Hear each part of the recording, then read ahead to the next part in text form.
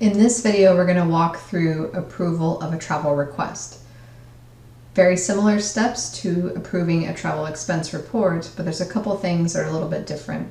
So we'll walk through those together. So once you've logged in, you can go ahead and select your approval module to get to anything that's in your queue, or you can select them from the My Tasks section of your dashboard. So we'll go ahead and select this particular item. And this page is what we call the request header. So it's going to give you all the basic demographic information about this particular trip. What type of trip is it? International versus domestic. What are the travel dates? If the traveler type is faculty, then there will be additional questions that will become required, like how is their class covered? If they need to provide any additional information, they can do so here in the comments.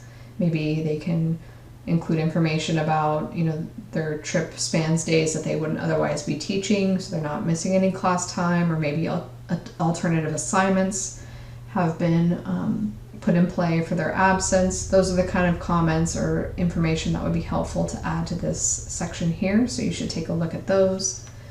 And we'll tell you where they're going, if there's any personal dates. Another question that's important is if they're traveling with students. That information is shared with the risk management department, so we make sure all the appropriate waivers have been filled out for students as applicable. The expense summary tab will show you the anticipated costs for this particular trip. In this example, it's a very straightforward and easy example, but for other trips, you're going to see additional expenses kind of classified here. And then this would be the overall travel request that your department would be funding for this particular trip. So you want to take a look at that. There's going to be attachments on the travel request. So if you click the attachments button here, you can say view documents in a new window. You can then look at any documents that have been attached to this particular travel request.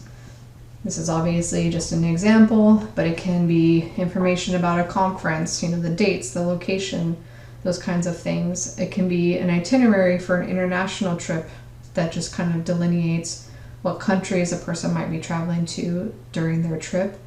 It could be any kind of other informational items that helps paint the picture of the travel in and of itself, as well as its tie to the mission of the university and their function within the university.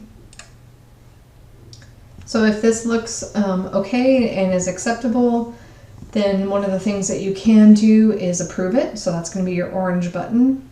That will route it forward to any additional approvers that have been automatically set up in the workflow. If it's not as anticipated or there's something that needs to be corrected, you're going to choose the send back request. Once you click that button, it's going to require a comment so that the person knows exactly what you're looking for, why it's being sent back. They will be notified that it's been sent back with those instructions. They'll have to resolve whatever it is, and they can resubmit it again if it's not entirely been denied. The approve and forward button is not a button that you would commonly use. As I mentioned, the workflow is already established in the system of all the required approvers. The approve and forward would actually insert another approver into the workflow. So if you started typing a person that you would want to approve this, it's going to add yet another step in this workflow. Again, this is not something that would be commonly used, as the workflow has already been defined for our campus.